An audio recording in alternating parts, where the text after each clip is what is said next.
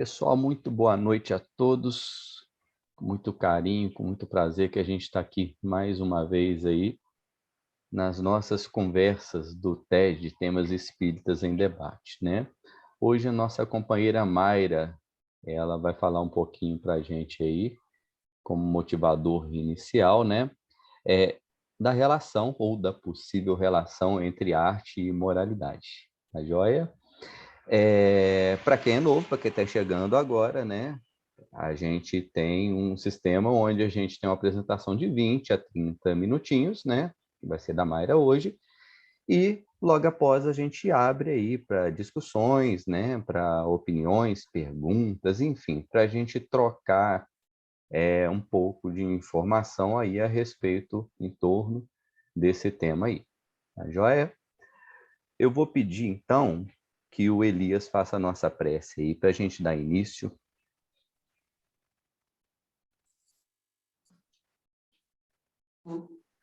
Vamos elevar o nosso pensamento a Deus, que é o nosso Pai, pedir para Ele que nos envie bons espíritos, a fim de nos auxiliar a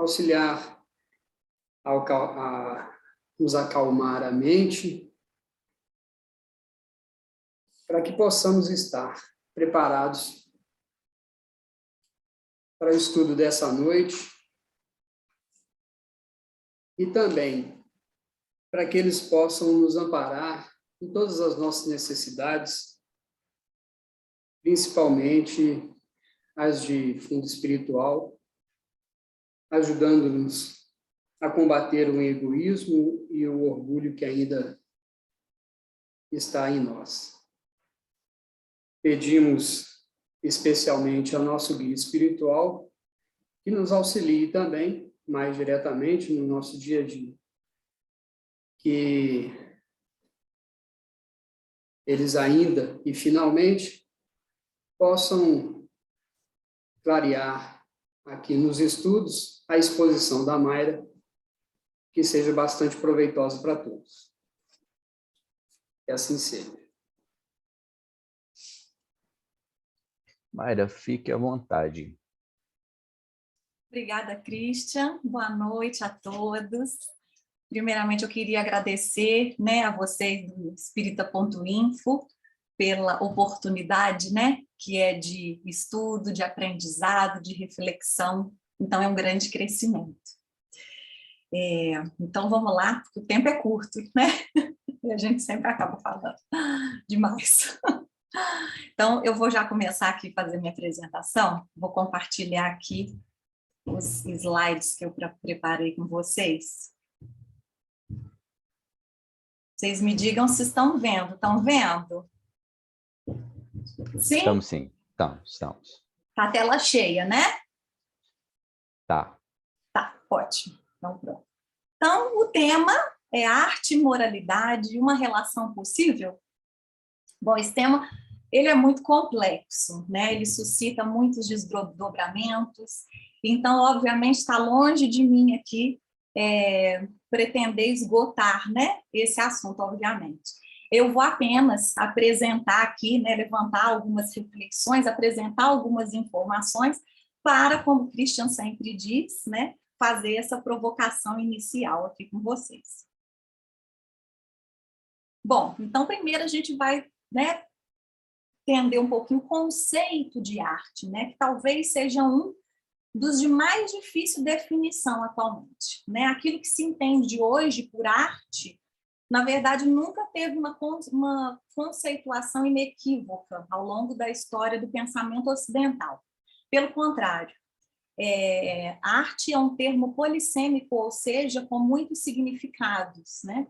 Mas eu trouxe aqui a ideia apresentada na tese de doutorado defendida na UFMG, pela Débora Pazeto Ferreira, que me parece muito interessante e muito coerente, que é que a palavra arte, o termo arte, ele circunscreve pelo menos dois conceitos, tanto na linguagem comum quanto na linguagem filosófica. O primeiro conceito é arte em sentido restrito, que é como obra de arte, como aquilo que está no museu, no teatro, nas galerias, ou em qualquer contexto teórico, histórico, institucional, legitimador, dos quais usufruímos em espaços expositivos específicos e para as quais há um lucrativo mercado em expansão. E o segundo conceito é de arte em sentido amplo, que é a arte como experiência inovadora, criação, originalidade, de modo que qualquer setor das atividades humanas pode ter um núcleo reconhecido como artístico, desde que envolva um ato criativo potente, ou uma experiência estética, ou um germe crítico, ou a abertura de um novo modo de habitar o mundo, como se queira chamar. Então, bastante amplo. E também vou trazer aqui o conceito de moral, né? Então, segundo o dicionário, né, há dois sentidos filosóficos aí, que é o que nos interessa, né? Ou duas dimensões para o termo moral. Um primeiro conceito seria um temporal, né? Que é o conjunto de regras de conduta estabelecidas e admitidas por um grupo social numa época determinada. E um segundo conceito, que é o atemporal, né? Que são os conjuntos de valores e princípios morais, virtude, honestidade, que norteiam a conduta e o pensamento de uma pessoa e sua relação com a sociedade em que vive. Então, a moralidade. Então, é esse termo aí que nos interessa. Queria só destacar que, normalmente, o termo moral, ele é utilizado como sinônimo de ética, né? Embora haja, né, conceitualmente, a dissociação das duas, como se moral fosse algo mais prático, né, mais social, e ética algo teórico, mais filosófico. Mas também é um assunto complexo, confuso, não vou abordar aqui, mas se porventura eu mencionar, enfim, ética no meio, a minha intenção é trazer ética como sinônimo, então, de moral, tá? Bom, então vamos começar a tratar da relação arte e moral, né? Então a gente se aproxima do tema, e justamente essa relação arte e moral, ela é muito antiga, é uma discussão antiga, porque ao falar de arte, fala-se não somente da obra de arte em si, né, do objeto, da matéria, mas, ou de seus valores, né, estéticos, técnicos, formais, enfim, mas fala-se também dos outros valores que a ela podem estar agregados, como os valores pedagógicos, os valores funcionais, fala-se também da mensagem que ela nos transmite, e nesse ponto, inevitavelmente, fala-se das emoções que ela, porventura, pode despertar no espectador. Ou seja, naquele que a contempla, naquele que a experimenta, naquele que se deleita com ela, naquele que a consome, né? E eu falo aqui sobre o consumismo, pensando nos dias atuais, já embutido lá nos conceitos de arte que eu trouxe, que em certa medida a arte atualmente ela pode ser entendida também como um produto do mercado cultural, né? Bom, mas se falamos no despertar de emoções causado pela mensagem transmitida por determinada obra de arte, inevitavelmente também falamos de implicações morais. Isso porque entendemos que o estado emocional do ser humano, ele influencia diretamente em suas ações, né? E daí, tomando a música barroca como um primeiro exemplo, podemos verificar que muitas vezes as emoções provocadas por ela são extremamente calculadas pelo compositor e podem pender tanto para os bons quanto para os maus sentimentos. Especialmente a partir do final do século XVI até o final do século XVIII, aproximadamente, teóricos musicais centro-europeus se apropriaram sistematicamente de termos, conceitos e estratégias da retórica clássica, ou seja, da arte de fazer discurso gramaticalmente corretos, elegantes e, sobretudo, persuasivos para o estudo da música, com ênfase na composição musical. Essa teoria ficou conhecida com o nome genérico que a gente lê aí, música poética, em referência direta à poética literária, que teve como grande teorizador Aristóteles, por volta, né, do século IV a.C. Um dos fatores determinantes nesse processo de apropriação da retórica literária pela música foi o desejo de músicos e teóricos de ver na música uma grande força capaz de mover os afetos de um auditório, ou seja, provocar emoções, tal qual faziam os oradores gregos em seus discursos. Originalmente, essa teoria se estrutura na articulação de 3 dimensões: o ensinar, ou o entendimento, o inclinar, que é o mover os afetos à vontade, e o deleitar, que é estimular os sentidos. Na prática, o resultado é um discurso que consiste na narração de acontecimentos reais ou possíveis, que busca persuadir com argumentos e razões ao tornar crível o que era duvidoso, e, finalmente, excitar o ânimo dos ouvintes à compaixão, ao amor, à esperança, à admiração, à ira, à tristeza, ao ódio, ao medo ou a qualquer outro afeto. De forma semelhante na música, através de recursos musicais rítmicos, melódicos, harmônicos, incluindo aqueles que se associam diretamente às figuras de retórica, o compositor pode inclinar as mentes e os corações dos homens para várias emoções, segundo o compositor e teórico Joachim Burmeister, em seu Tratado de Música Poética de 1606, um dos primeiros a fazer essa teoria.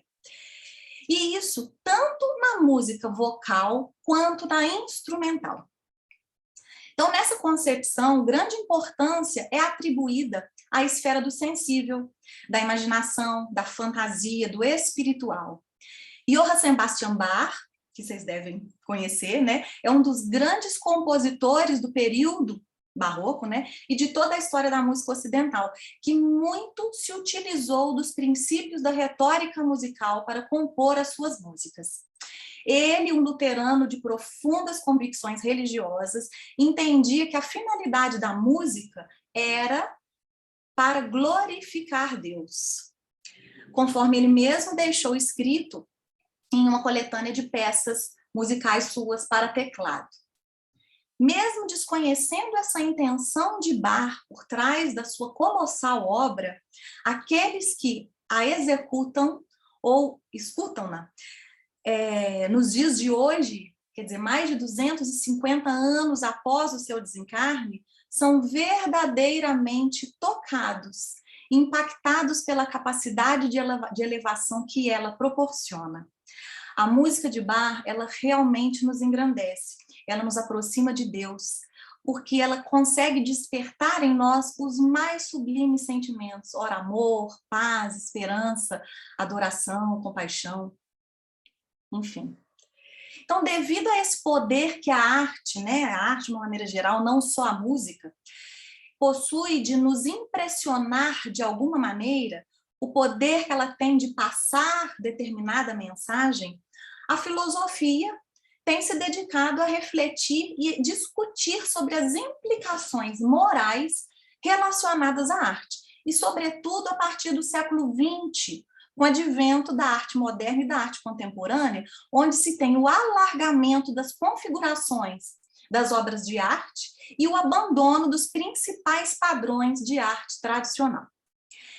Se experiencia arte praticamente o tempo todo em nossas vidas, né? Não só nos museus ou nas edificações, né, arquitetônicas ou nas salas de concerto, mas na rua, em eventos variados, no carro ou até mesmo no banho, né? Quem é que nunca cantou no banho ou ouviu música no banho, né? Bom, a chamada crítica da arte ou filosofia da arte, atualmente, em linhas gerais, muito gerais mesmo, né, possui 3 vertentes ou 3 perspectivas filosóficas contemporâneas que pensam a relação arte e moral. Daí elas vão discutir valor estético, valor moral e valor artístico de determinada obra. Eu vou apresentar aqui essas 3 visões, me baseando na dissertação de Paula Gabellieri, defendida na Universidade Nova de Lisboa, em 2010, porque eu acho que elas podem trazer elementos para nossa reflexão aqui, né?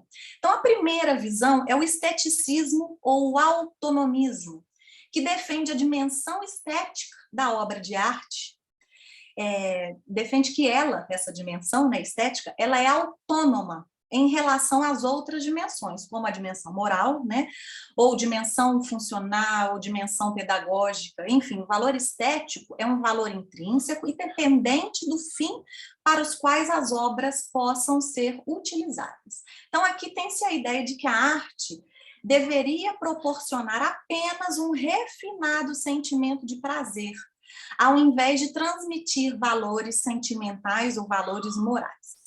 Então, se há algum conflito moral na obra, isso está em segundo plano, pois o que importa é a dimensão estética.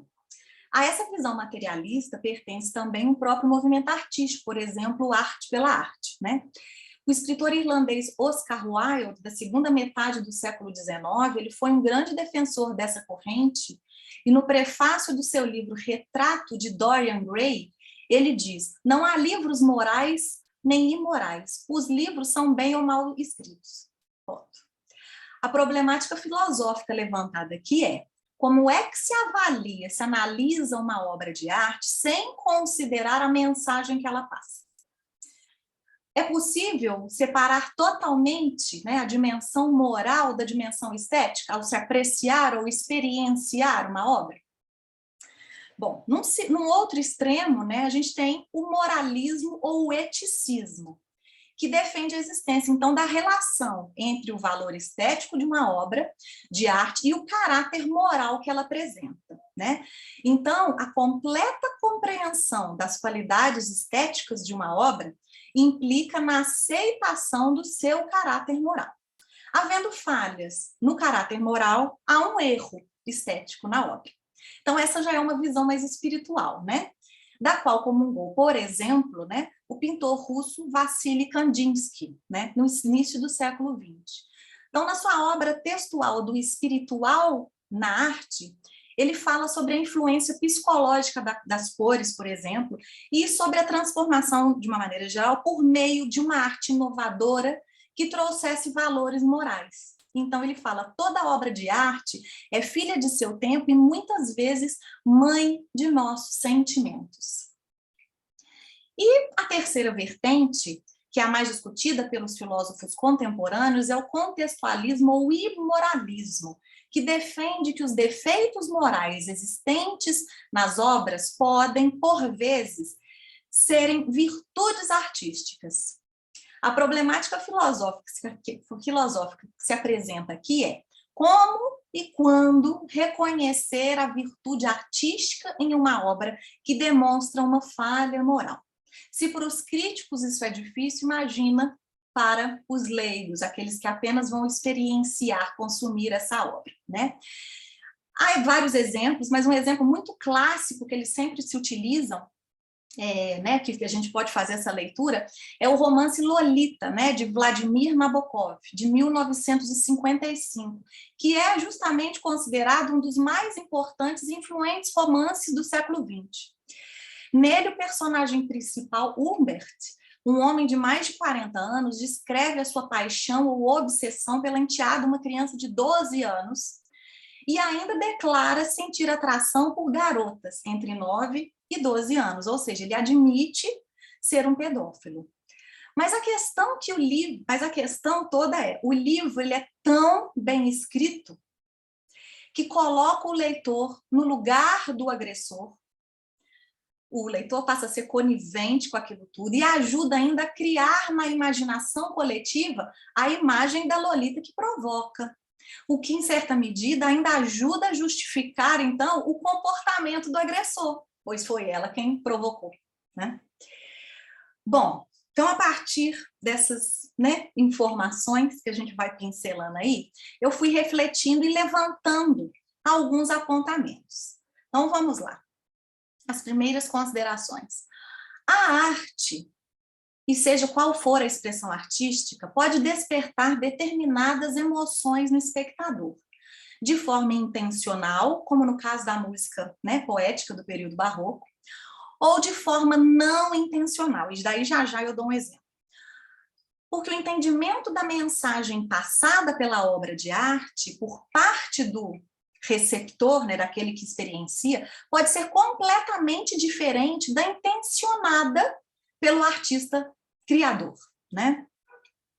Bom, uma outra consideração. A mensagem passada pelo artista, ainda que intencione apenas descrever uma ação ou problematizar uma questão filosófica, moral ou política, pode incitar reações imprevisíveis no espectador, né? Então, daí um exemplo que a gente tem também é bastante clássico, digamos assim, é o romance epistolar O Sofrimento do Jovem Werther, né? De Goethe, datado de 1774. Ele foi escrito no início da carreira do escritor. E a sequência de cartas, né, que o livro mostra vai retratar toda a frustração amorosa do protagonista da história, o Werther, né, para com a sua amada Carlota. E culmina num fim trágico, o suicídio do jovem apaixonado, obcecado. O livro, ele produziu um impacto inusitado, ou não, né? Depende aí do ponto de vista. Então, nessa circunstância, naquele momento, o suicídio torna-se uma espécie de ato heróico para a juventude que leu o livro e se encantou com aquilo. E afirma-se que ele contribuiu para o aumento do número de suicídios na Europa, o que fez com que sua venda fosse proibida em diversos países, sob a acusação de incitação ao suicídio e ameaça aos usos e bons costumes, coisa que certamente Goethe nunca imaginou que fosse acontecer, né? Bom, e aí, voltando a Kandinsky, se a arte é filha do seu tempo, ela pode carregar emoções, pensamentos, ideias, né, referentes ao meio em que ela foi gerada, ao meio do artista, aquele que ele carrega. E aí a gente pode pensar aqui em letras, né, de músicas que incitam o consumo excessivo de drogas, álcool, violência, enfim. E aí, bom, coloco aí algo. A arte, ela pode servir como um elemento educador, formador, transformador do espírito, né? Mesmo que o artista não intencione usar a sua obra como algo pedagógico, às vezes alguém pode utilizá-la, né? Para tomar partido disso.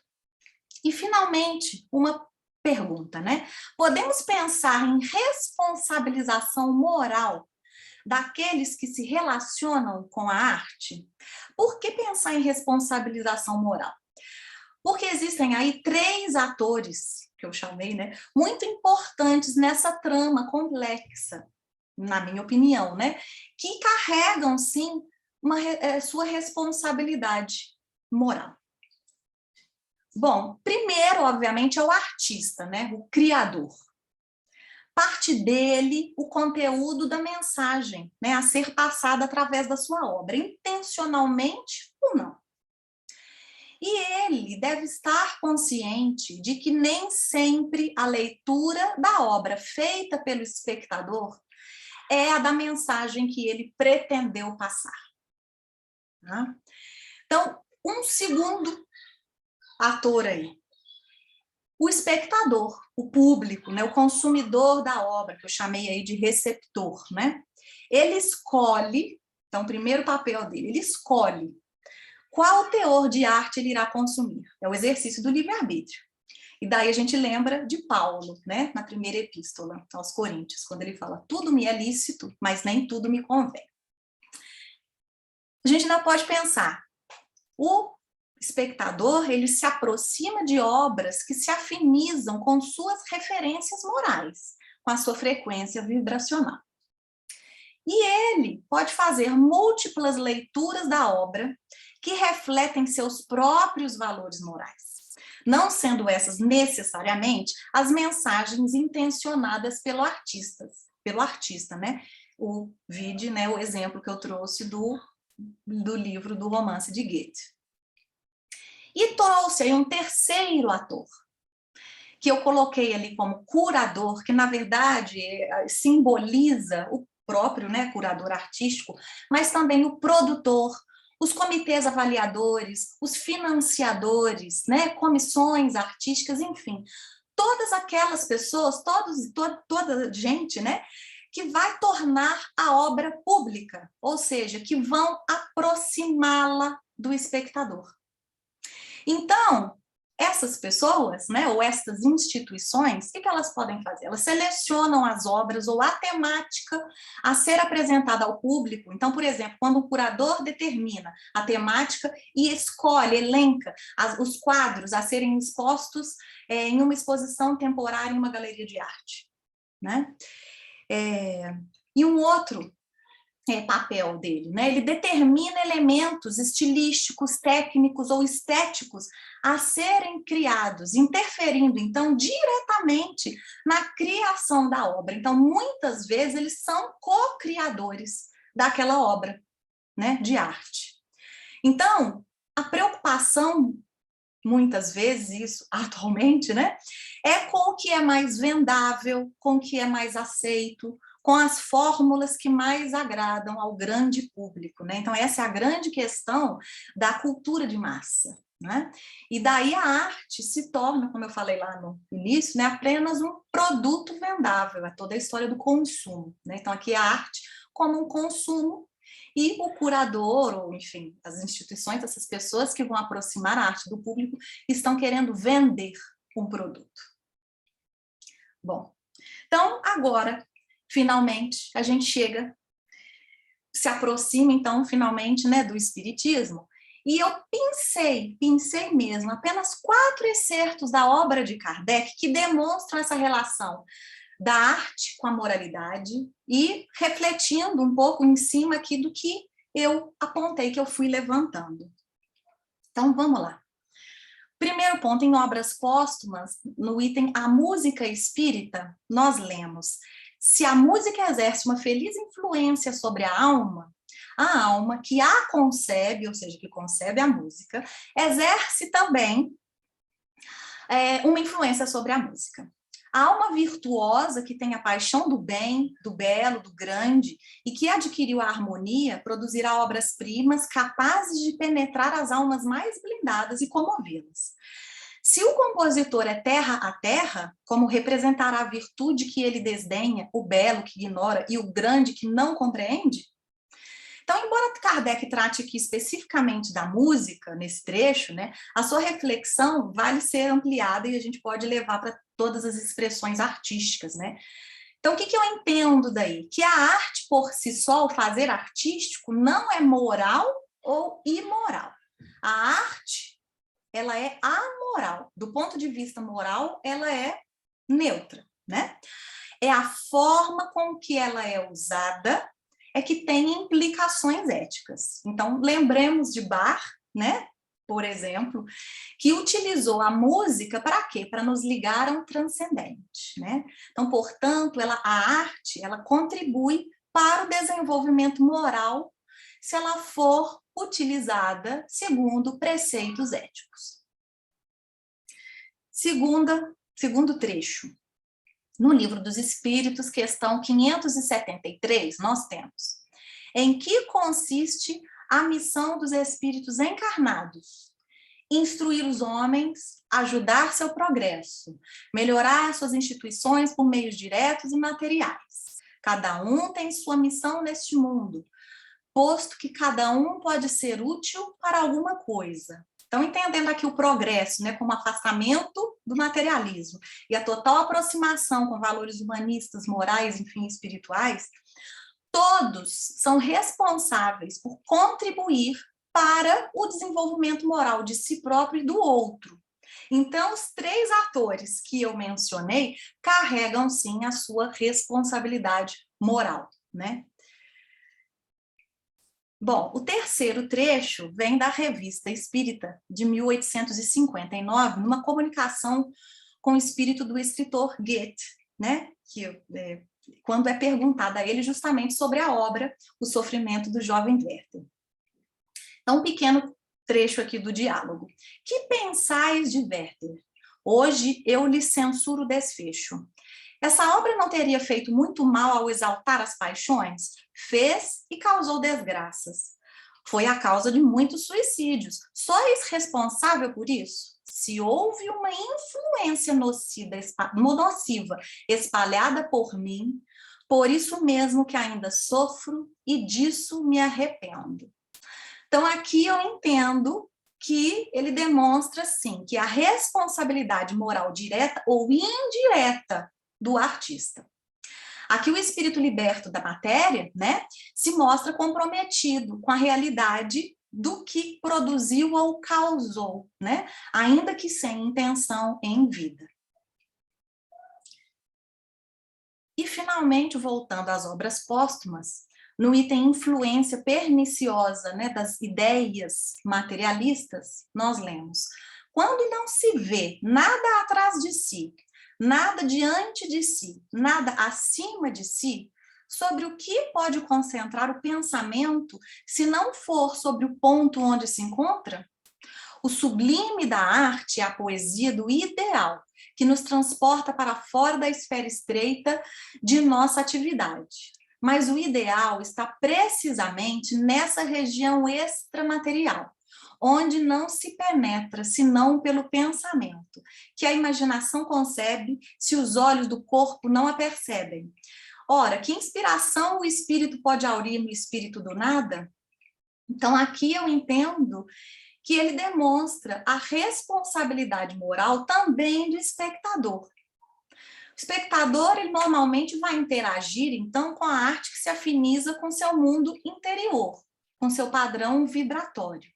Se esse padrão for elevado, ele se beneficiará de obras de arte edificantes. Caso contrário, ele, ainda que tenha contato com obras que tenham um caráter moral elevado, ele pode não conseguir aproveitar esse estímulo e até deturpar a sua interpretação, né? Sendo que, na maioria das vezes, então, ele vai se afinizar com obras que estejam ali, que não demonstrem, né, valores éticos por conta de sua vibração não elevada, por não estar sintonizado com, né, o lado mais desenvolvido moralmente.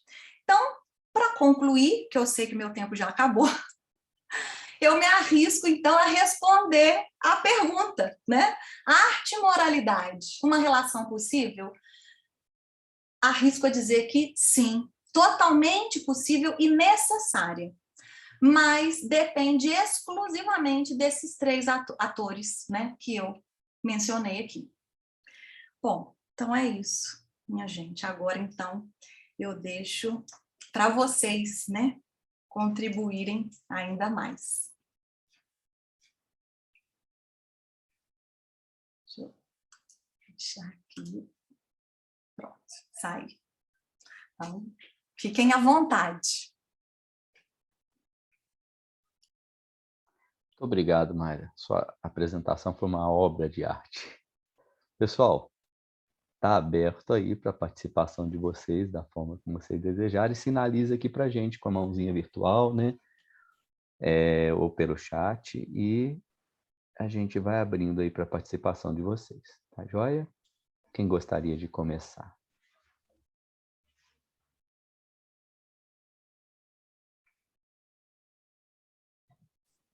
O GR levantou-lhe alguma coisa, eu não sei se ele levantou a mão ou se está batendo palma. Sou eu. Então vai lá, GR. Bom, primeiro, Mayra, cara, assim, fantástico.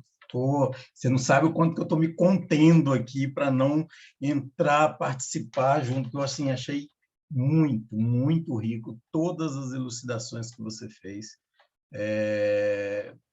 Assim, pela formação em filosofia, então eu fui fazendo tanta correlação, achei fantástico.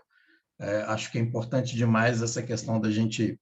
E aí, só para não alongar muito, é importante muito mesmo pensar que as pessoas confundem, né? Acha que a arte é um ente, né? A parte que tem vontade própria, enfim, pensa tudo isso, né? Quando que, na verdade, ela é um produto do humano, né? Ela é nossa...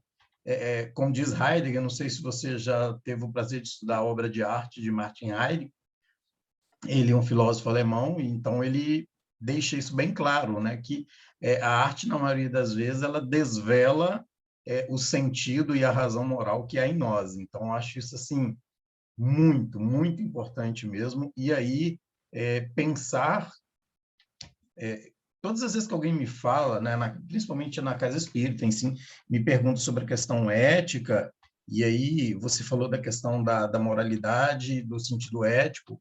Eu gosto muito de pegar uma definição do grego, e aí quem esclarece isso melhor é Leonardo Boff, enquanto filólogo, né, a distinção de ética, que o grego tinha isso, né? Quando ele escrevia um termo, ele diferenciava na grafia para poder atribuir sentido, referência. Então, a ética enquanto aquele morada do ser que eu volto para poder me consultar para que o meu ato moral seja correspondente a isso. Então, eu falo que, enquanto nós, espíritas, devemos ter esse posicionamento ético e moral, né? Minha concepção, aí, claro, é como eu vejo. Todas as vezes que eu for agir, voltar à minha morada do ser. Qual que é a minha morada do ser? Jesus, os preceitos da doutrina espírita, e a partir daí eu direcionar a minha moralidade. Eu acho que aí, eu acho que não tem como a gente errar, né? Eu acho que isso aqui é legal. Obrigado, Maera, mais uma vez. Cara, suas reflexões, toda a sua exposição foi muito, muito... Eu amei. Vou até parar por aqui, porque senão vou me alongar bastante. Tá? Valeu mesmo, obrigado. Obrigado, Jair. Marcos, você levantou a mão, fica à vontade.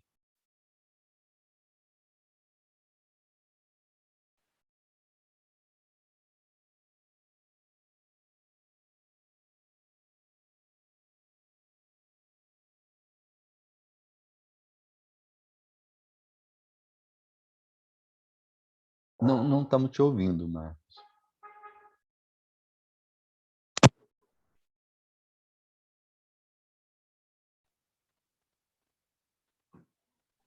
Estão escutando agora? Agora sim, agora sim. Desculpa, gente. Eu estou no celular aqui, aí fica um pouco ruim. Primeiramente, eu quero agradecer a possibilidade de participar. A primeira vez que eu estou participando com vocês. Eu sempre assisto vocês depois no YouTube. Acho que para mim é uma oportunidade bem interessante. Eu queria fazer uma seguinte reflexão, pedir para a Mayra também discutir um pouco sobre isso. Porque existe essa questão, eu sou pedagogo, né? A gente discute muito essa questão da arte enquanto fruição, né? Enquanto, né, você perceber, alimentar sentimentos, emoções e tudo mais. E também tem uma questão que a gente discute bastante, que é o cuidado de não pedagogizar, né, a arte, né? Não trazer uma moral para a arte, porque você quebra todo aquele sentido. A mesma coisa, você vai trabalhar um conto de fadas e você tem a moral da história no final já refletindo ali com os alunos. Então você tem que trabalhar, deixar que eles reflitam sobre essa questão, sobre qual é a moral daquela história, porque pode ser a moral para mim, pode ser diferente da moral para o outro. Então, como que ela vê essa questão de realmente a arte tem que ter uma moral ou não tem uma moral? E aí ampliando, não só a arte visual, mas também a literária e a musical e tudo mais. E uma outra questão é o fato da moral, né? A gente sabe que a moral, como ela colocou, ela também é temporal, né? Tem essa perspectiva temporal. Então, o que é moral hoje não necessariamente é moral daqui a 50 anos. E o que era moral 100 anos atrás não é a mesma que hoje, né? Então, a gente tem essa questão também se coloca.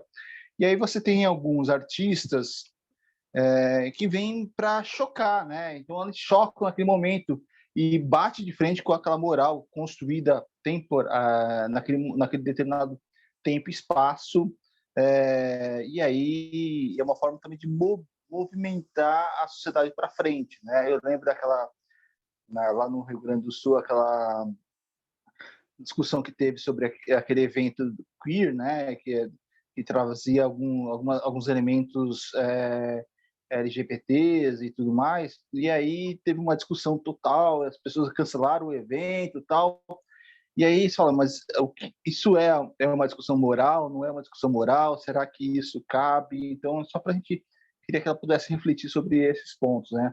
Sobre o valor pedagógico, será que a gente tem que dar uma moral para a história, para aquela arte, né? Tem que ter sempre uma moral ali por trás, e também essa questão de que os valores morais atuais não necessariamente batem com o que o artista muitas vezes está mais avançado na sua reflexão do que a nossa situação histórica atual. Então, acho que é essa questão que eu queria colocar para ela.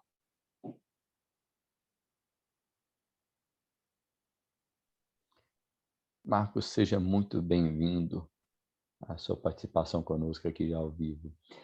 Mayra, Obrigado. você gostaria de comentar? Aí depois a gente passa para a reflexão do Eu comento brevemente. Muito obrigada, viu, Marcos, pela sua participação e pela sua reflexão, que para mim já é bem... Você já reflete o que você diz, já é bem a resposta, assim, né? Então, a primeira pergunta é se a arte tem que ter uma moral, assim, né? Com finalidades pedagógicas. Sim. Aquele que a está utilizando já tem que declarar qual é a sua visão moral daquela arte, né? Não, eu acho que a arte não tem que ter... nós não temos, enquanto pedagogos, por exemplo, dizer qual é a moral dessa arte se formos utilizá-la, né? Em sala, né? Com esse fim. Eu acho que não. Até porque, senão a gente... podaria muito, vamos dizer assim, o livre-arbítrio também do artista, né? Ele produz o que ele bem entende, né? Então, eu acho que vai por aí, né? Então, a resposta é não. A gente não tem que decifrar a arte nesse sentido. E sobre a questão da moral temporal, concordo plenamente com você também. De novo, o artista ele é livre para... enfim, colocar na sua obra ali todas as questões que ele quiser levantar, né? Todas as reflexões políticas, morais, enfim, filosóficas, que seja. E, de novo, cabe àquele que vai experienciar, enfim, decidir se quer ou não, né, assistir aquilo, né, experienciar aquilo, ou não. É tão complexo, porque depende, né? Depende de tudo, assim, né? Mas eu penso que é isso. Legal, obrigado, viu, pela resposta. Ricardo? Eu quero somar esforço ao que o Jair falou, dizer que achei a apresentação da Mayra fantástica. A Mayra fez algo que a gente vem falando há muito tempo, que nós espíritos precisamos fazer, que é a ponte, o diálogo entre a doutrina espírita e o conhecimento humano. Em qualquer área do conhecimento, nós temos como dialogar com o espiritismo. Allan Kardec fez isso. E a gente precisa fazer isso, né? A gente tem procurado fazer em algumas áreas que não são mais afim, e a Mayra fez numa área que ele é afim. Para quem não sabe, a Mayra é professora de música da Universidade Federal de Juiz de Fora. Então, é uma pessoa que tem condição de fazer isso, né? O próximo TED nosso será com a Beth Botti aqui presente, vai falar sobre caridade aos criminosos. A Beth é defensora pública aposentada. Então, eu acho que a gente tem que fazer esse diálogo para a gente crescer. Porque se nós ficarmos apenas no conhecimento raso, sem buscar uma ligação mais profunda com aquilo que o conhecimento humano tem, seja científico, seja artístico, seja religioso, a gente vai ficar muitas vezes no mesmo lugar, né? Então, eu acho que a Mayra fez isso e fez de uma forma muita riqueza, uma forma muito bonita. Alguns setores da psicologia, Mayra, não sei se você sabe, da psicologia evolucionista, tem proposto um termo para as propensões artísticas humanas. Eles chamam de artisticalidade. Então, nós teríamos uma intelectualidade, uma religiosidade, uma moralidade e uma artisticalidade. Ou seja, propensões humanas, são habilidades humanas que evoluíram, talvez, por seleção natural. Então, você colocou muito bem a artisticalidade, ou seja, as propensões para a arte, que todos nós temos, uns mais, outros menos, ela é autônoma, é independente, evolui por si mesma e é a moral, perfeito. Como a inteligência. A inteligência é autônoma, evolui por si mesma e é a moral. Então, sob esse aspecto, como são facetas, dimensões diferentes do ser humano, elas têm a sua evolução própria. Agora, como nós estamos discutindo um tema num ambiente espírita, a partir de um cenário espírita, todo tema espírita, toda discussão espírita tem que estar ligada à ética. Porque nós sabemos que é a dimensão prioritária para todos nós, particularmente na fase evolutiva em que nós estamos, que a gente já está virando a curva, né? Saindo da sombra, ainda na penumbra, né? Não chegamos na luz, mas já estamos saindo da sombra. Então, para nós, a ética, a moral, é o que há de mais importante em qualquer contexto. Então, a inteligência, as habilidades no esporte, as habilidades na arte, as habilidades profissionais, enfim, todas elas, embora sejam independentes da arte, para nós espíritas, devem ser vividas eticamente. Então, eu penso que é isso que Allan Kardec coloca em Obras Póstumas, em outros momentos que você citou muito bem, que a gente, como espírita, não pode separar. A gente não pode dizer, não, mas isso aí não tem nada a ver. Tem porque nós, seres humanos, somos seres completos, somos seres holísticos, né?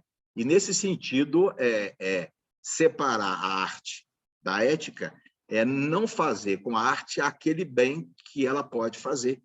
E você bem mostrou a situação do rapaz, do autor que foi corresponsável por uma série de suicídios a partir de seus trabalhos na área da literatura, né?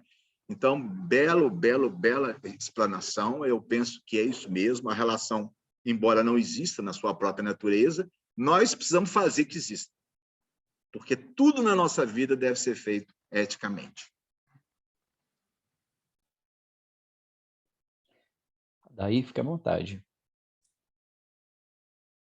Ô, Mayra, obrigado, porque foi um show de... Minha cabeça está assim, ó.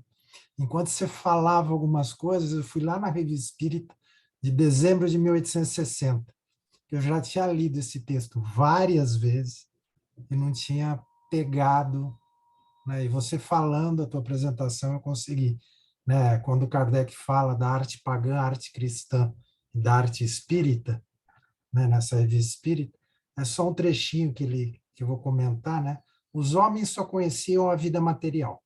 A arte procurou, antes de mais nada, a perfeição da forma. A beleza corporal era, então, a primeira de todas as qualidades. A arte apregoou-se a reproduzi-la, a idealizá-la, mas só o cristianismo estava destinado a ressaltar a beleza da alma sobre a beleza da forma. Assim, a arte cristã, tomando a forma na arte pagã, adicionou-lhe a expressão de um sentimento novo, desconhecido dos antigos.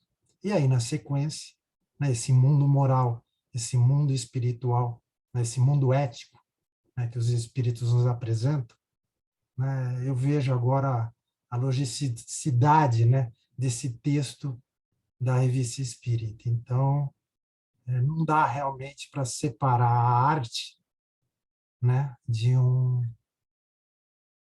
dentro de uma bolha ética. Antes eu até tentava, né, sempre o exemplo que eu usava, inclusive quando eu tive alguns debates, era o funk, né, a expressão de uma cultura local, que é uma arte, é a expressão da realidade, né, de uma localidade, de um pessoal, não sei o quê, e ficava complicado às vezes a defesa, né? É arte, né? Expressa o que eles sentem, sim. Transmite alegrias, transmite sentimentos, prazeres, sim. Mas a gente vê o distanciamento que tem, né, desse mundo moral que o Espiritismo nos traz. É bem distante. Então, obrigado mesmo.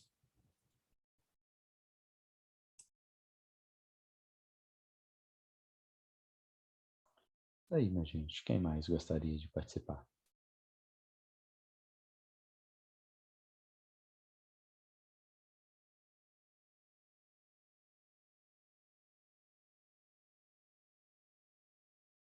Beth? Boa noite.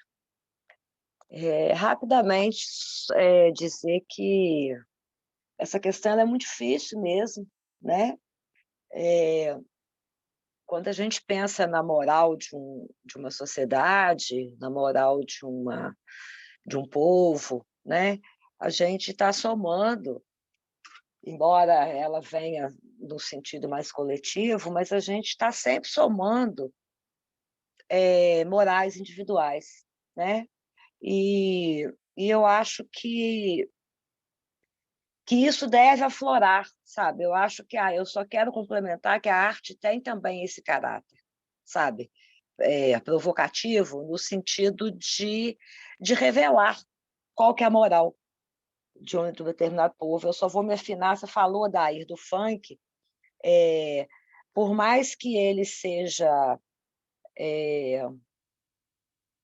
estranho, para mim ele é estranho, não é uma coisa que eu veja, que eu escute e tal, né? Mas ele trouxe à tona uma coisa que a gente desconhecia, né?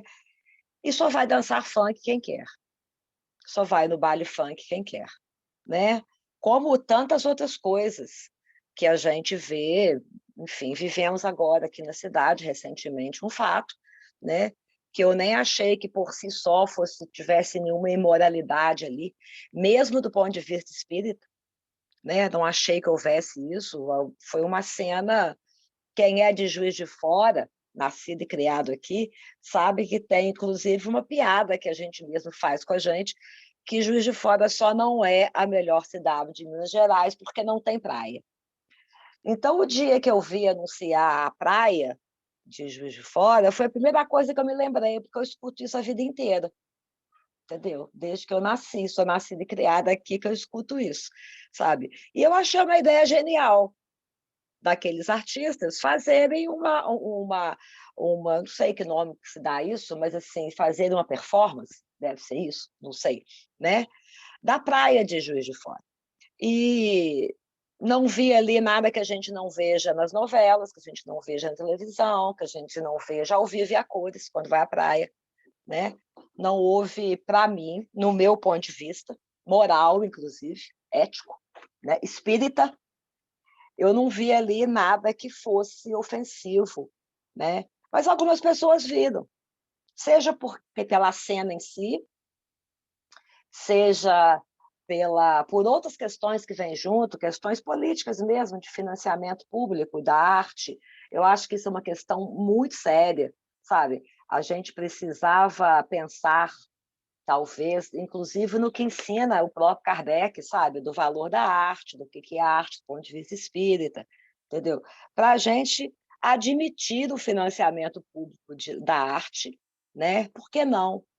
Agora, sabe, respeito quem se sentiu moralmente ofendido, entendeu? Acho que cada um tem a sua moral, mas acho que, enquanto sociedade, isso é importante acontecer, isso é que eu queria dizer, sabe? Que além de outras, não vou dizer funções da arte, que o pessoal da arte me mata se eu falar a função da arte, mas assim, aqui eu vou dizer, entendeu?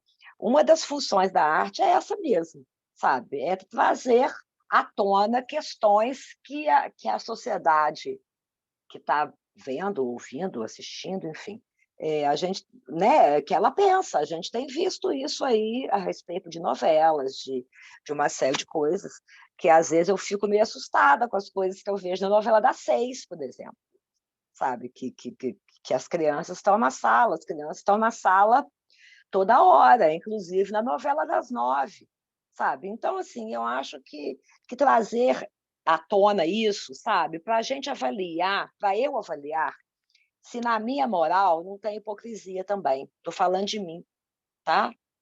Se na minha moral, que quando vê o funk e acha o funk um negócio assim, muito, muito sexualizado, muito. Se eu também não estou sendo moralista no sentido pejorativo, tá? Eu queria só acrescentar isso, esse valor da arte, sabe? De nos revelar também o modo como você vê uma obra, você tem uma coisa estética que vem para você e isso te aflora coisas, né? Então eu acho que é importante a gente pensar eu pensar neste ponto de vista, o que as cenas que eu vejo artísticas não me tocam ou me tocam negativamente, ou que em mim que está sendo tocado. Era isso. Augusto, quer comentar? Eu tenho uma pergunta, porque foi lido aí um trecho acho que da Revista Espírita, que fala sobre a arte cristã e a arte pagã. Eu já tinha lido esse trecho antes e sempre fiquei um pouco incomodado, porque me parece, aí eu gostaria de ouvir a opinião de vocês, que coloca a arte cristã como, de alguma forma, superior ou mais próximo do espiritual do que a arte pagã. Mas esse termo arte pagã, para mim, se refere a tanta coisa que a gente normalmente desconhece, como a cultura celta ou como a cultura oriental. Na verdade, assim, a gente tem uma formação muito cristã ocidental. A minha percepção é que a gente tem uma formação assim, que ignora muito todo o mundo oriental. E colocar nesses termos, se for esse mesmo, é isso que eu quero saber, se é esses termos, não me parece muito... como que eu posso dizer, correto mesmo, colocar a arte cristã como superior à arte pagã, porque a arte oriental ou outras culturas mesmo do Ocidente, mas que não se encaixam dentro do cristianismo, também tem o papel descrito da arte de elevação da consciência, de elevação moral, e é isso mesmo que eu posso fazer essa interpretação na Revista Espírita, dessa comparação da arte cristã com a arte pagã? O Adair, a sua leitura, a sua colocação incitou aí duas discussões interessantes. Aí eu queria voltar para você e depois abrir para o comentário dos outros, quem quiser comentar a respeito. Então, a minha leitura primeira, né, exatamente o que o Augusto colocou, era a minha leitura primeira. Né? Toda vez que eu lia, me incomodava esse texto. Né? Mas colocando a arte cristã acima da arte pagã, da forma, né? Colocando acima sei lá, do helenismo, coisas do Oriente, coisas maravilhosas, mas com a apresentação da Mayra, me abriu uma perspectiva diferente. Quer dizer, quando ele menciona que o cristianismo, eu estou entendendo que ele coloca algo mais, além do material. Né? Começa a despertar algo espiritual na arte. Né? Então, vamos falar assim, a arte sacra, né? Agora eu estou realmente imaginando. Ela procura trazer algo mais do que só a forma. E aí o texto, né, que está na Revista Espírita, que fala que o espiritismo vai propiciar, talvez, uma arte ainda mais elevada, quando a gente compreender mais realmente esse mundo moral, que é o mundo espiritual. Então, essa é a compreensão, a leitura que eu fiz diferente, que é a leitura que eu fazia exatamente que o Augusto trouxe. Então, por isso que eu agradeci, Amar, que eu li com essa lente agora esse texto. Né? Então, é a minha opinião aqui. Eli, à vontade aí, Eli. É só um comentário rápido sobre esse ponto que o Augusto levantou. Eu acho que aqui, como em muitas outras situações, é um problema das palavras. Essa separação de pagão e cristão, ela pode ser didática sobre um certo ponto, se a gente observar a questão espiritual. Porque há muita arte pagã, vamos dizer assim, que tinha um fundo espiritual. Como tem muita arte cristã que se tem um fundo puramente material, uma estátua, uma pintura, em que há um apelo especificamente material e não espiritual. Então, talvez fosse difícil achar outros termos, né? E talvez por isso pagão e cristão, mas eu acho que o apelo espiritual pode ser encontrado em algumas artes pagãs e o apelo puramente material pode ser encontrado em algumas artes ditas cristãs. Né? Eu acho que se a gente tiver essa outra dimensão, fica mais fácil entender o que Kardec talvez estivesse querendo dizer. Nós temos aí muitas pessoas que não participaram, não contribuíram. Alguém que ainda não falou, não comentou, gostaria de trazer alguma contribuição?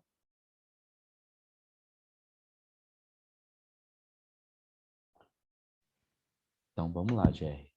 Só um instantinho, Jerry. A Beth, eu acho. Beth, né? Vai lá, Beth. Eu estou me lembrando do que ocorreu na década de 60, com a cantora Dolores Duran. Olha como a inspiração vem para o artista que tem, né, o dom, a arte da poesia. Ela estava num restaurante, quando sentiu a vontade de escrever, pegou um guardanapo de papel e, com batom, ela escreveu esse poema. Hoje eu quero a rosa mais linda que houver e a primeira estrela que vier para enfeitar a noite do meu bem. Olha que coisa linda. Quero a alegria de um barco voltando e a ternura de mãos se encontrando para enfeitar a noite do meu bem. Então, quando o canal está aberto, a inspiração vem. Era essa colaboração que eu queria dar. Obrigado, Beth. Jerry, vamos lá? Eu acho que assim, o Eli falou, levantou um ponto muito interessante, né, que é a questão das palavras, né? E há uma questão também aí que a gente precisa entender, acho que a nossa maior dificuldade é responder o seguinte, né? Eu acho que a Mayra ela vai concordar, e no início ela já colocou assim, duas conceitografias em relação a isso, que a nossa maior dificuldade talvez é aceitar o que é arte, né? A gente tem muito esse problema. Então, tipo, o funk é arte? Ah, não, arte é só clássico, só bar, né? Ah, não, peraí, Djavan é arte? Pô, eu vi um crítico falar que Djavan não sabe escrever. Eu falei, pô, beleza, se Djavan não sabe escrever, ninguém mais sabe escrever, né? Mas, enfim.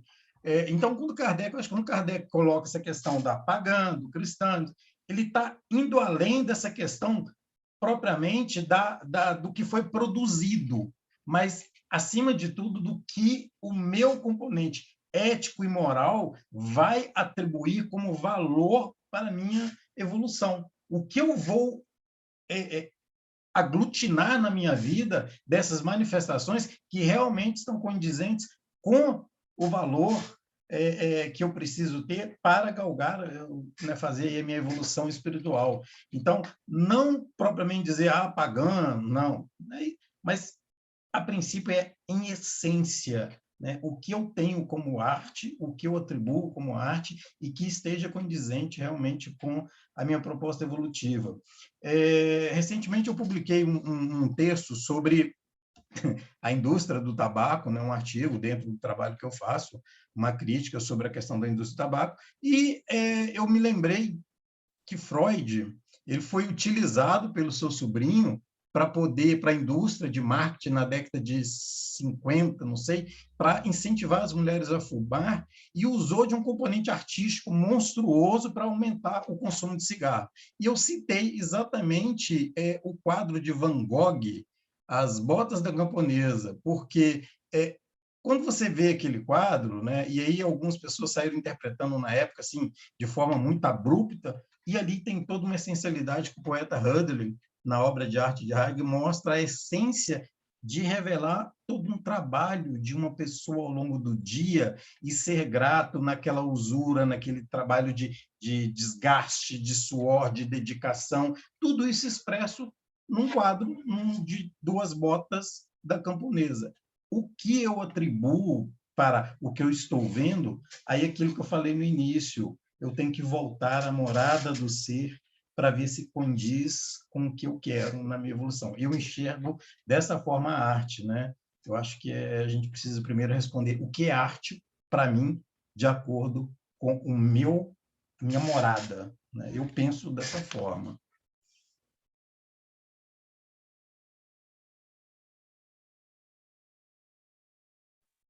Alguém mais gostaria de contribuir?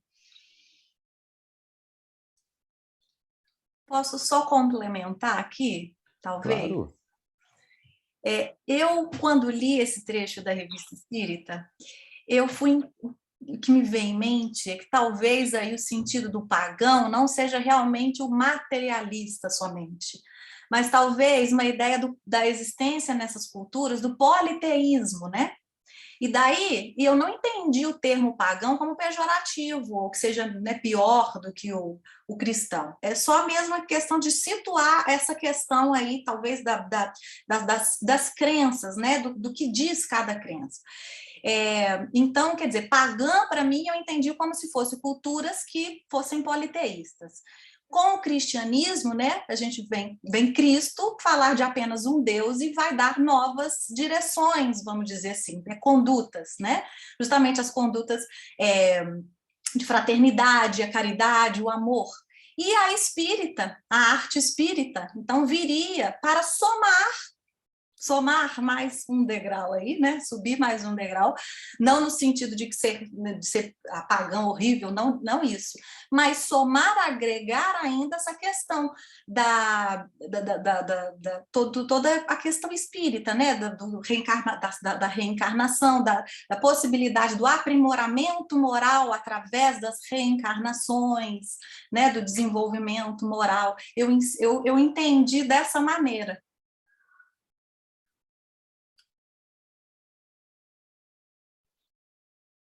E aí, Cristiano, gente, se você me permite, claro. o que é interessante, né? O texto é um só, né? E como a gente enxerga ele com lentes diferentes, com óculos diferentes, né? Isso é muito legal, isso é muito legal.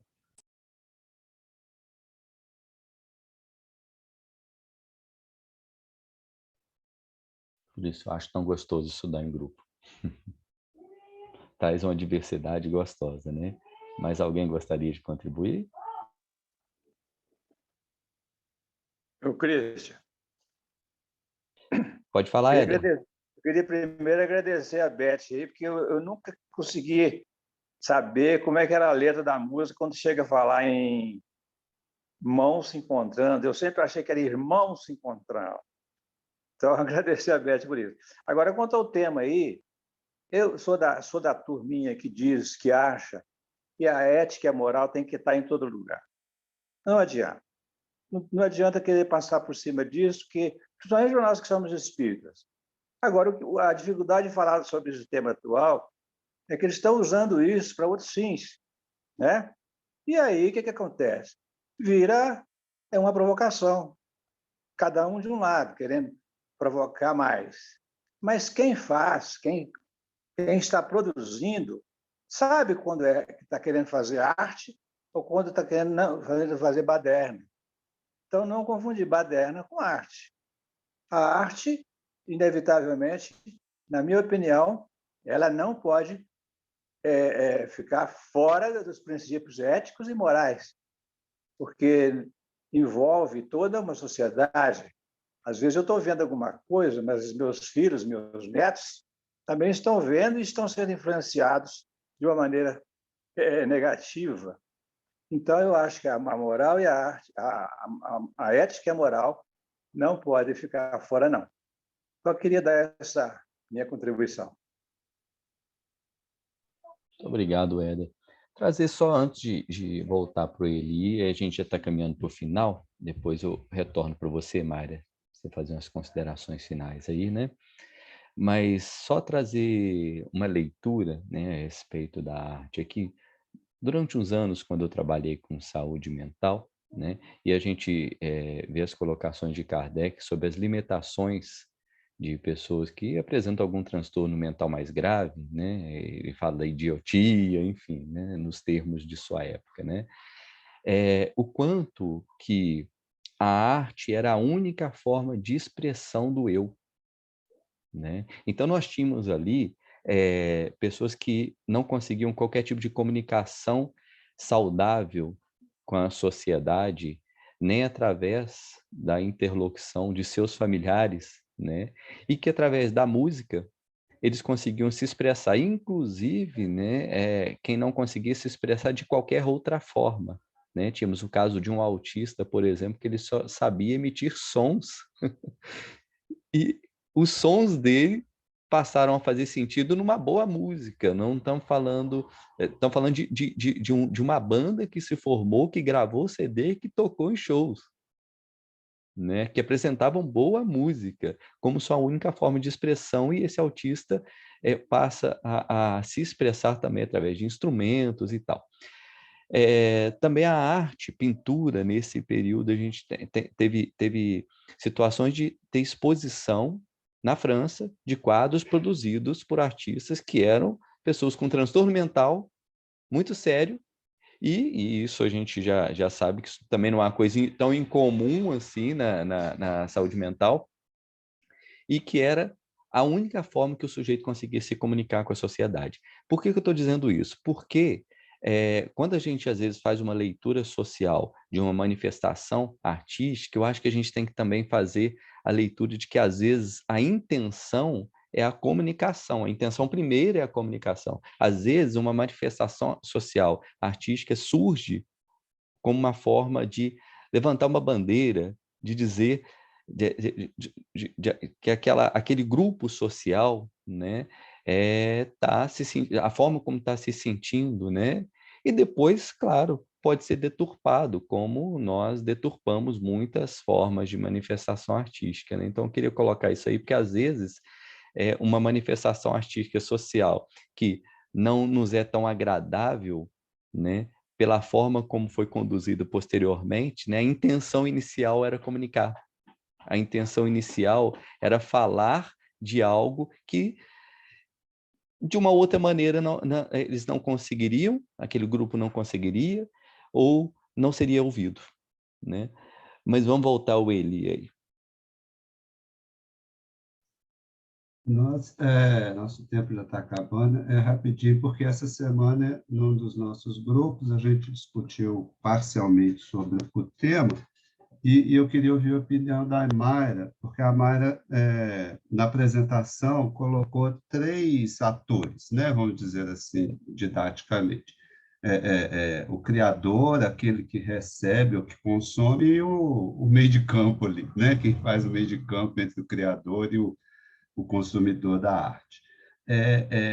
A discussão ou a questão é até que ponto uma obra, eu vou usar o termo aqui só para a gente entender, né? Uma obra imoral, ou considerada imoral, uma obra de arte, poderia ser produzida por um criador ou um artista que é moralizado, mas que no exercício da arte ele está fazendo um exercício técnico, um exercício de imaginação, uma projeção de algo que não é dele. Por exemplo, só para concretizar a ideia, um ator muito moralizado, vamos supor que tem uma conduta moral, mas pode, num filme, interpretar um personagem completamente imoral, né? Ele não... Isso pode acontecer, vamos dizer assim. Como que seria essa relação, então, no sentido assim, a gente poderia ver nesse sentido a arte como sendo uma coisa externa à moralidade do criador ou do intérprete, ou seja, nem sempre a criação artística fala do criador, só para a gente não perder a chance, que é uma discussão grande no nosso grupo. A gente podia encerrar, então, né, com o comentário da Mayra aí.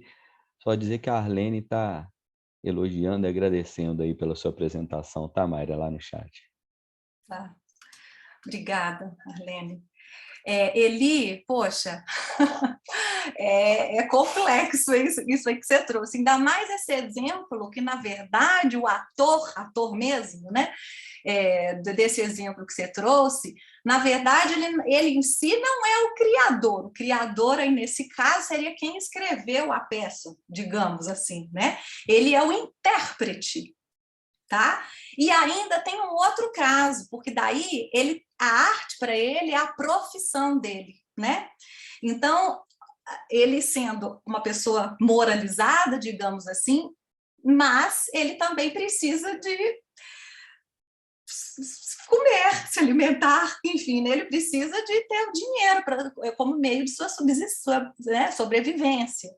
Então, é complicado, é muito complicado, esse limite aí de saber até onde vai, né, a moral, e aí, enfim, porque ele fez esse papel, ele né, ele está infringindo a moral dele, está sendo imoral, e não é também porque ele está fazendo um papel, né, com nu ou uma cena, né, depravada, digamos assim, não vou dizer depravada, mas enfim, tenha sexo, algo desse tipo, que isso seja imoral, né? Às vezes a mensagem pode ser outra. Por isso o campo da filosofia, né, a filosofia contemporânea tem debatido muito essas questões.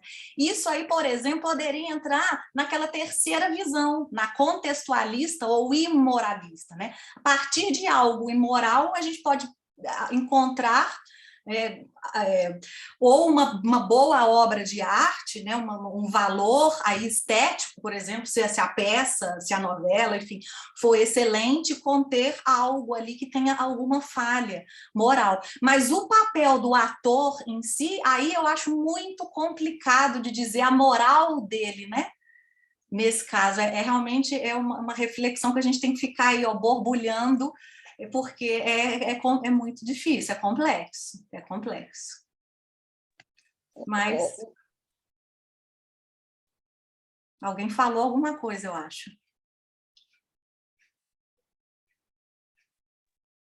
Acho que não. Mas eu que quero agradecer, viu, gente? Não só a oportunidade de ter, né, feito esse estudo aqui e ter aprendido muito, e agora aprender com vocês e ouvir todas essas contribuições. Muito obrigada. Eu queria só falar uma coisa, Omália, diante disso que você falou, né, o tempo já acabou mesmo, mas a Lúcia Helena Galvão, ela fez um estudo sobre arte, só uma fala que eu vou falar, porque, igual o Coeli colocou, que você colocou, ficou bem assim, né, uma coisa, não tem como, é muito complicado mesmo, mas eu acho assim, igual, por exemplo, ela fala uma fala assim, que um pensador falou assim, que os fins definem, que não há beleza se o efeito psicológico não é belo. Então, assim, eu vejo por esse lado, se você se propõe a fazer algo que não apresenta algo que se eleva, aí é um caso a pensar se que essa pessoa está fazendo é moral, entendeu? Só nesse pouquinho, só para... Isso aí, né, pessoal? Chegado ao fim do nosso tempo aí, né? Infelizmente, às vezes as coisas boas não duram o tempo que a gente gostaria, né? Lembrando que nós temos o TED mais uma vez daqui a 15 dias, daqui 2 sextas, né? E na sexta que vem nós temos o estudo de questões selecionadas do Livro dos Espíritos, né? Intercalando aí com o TED no mesmo horário. Tá joia, pessoal? Então, esperamos nos encontrar no TED aí daqui a 15 dias, daqui 2 sextas-feiras, no mesmo horário. Tá bom? Muito obrigado pela participação de todos. Mayra, como eu disse, foi uma obra de arte, né? Todos aí reafirmando isso aí. Tá joia? Vou pedir que a Denise faça a nossa prece de encerramento aqui.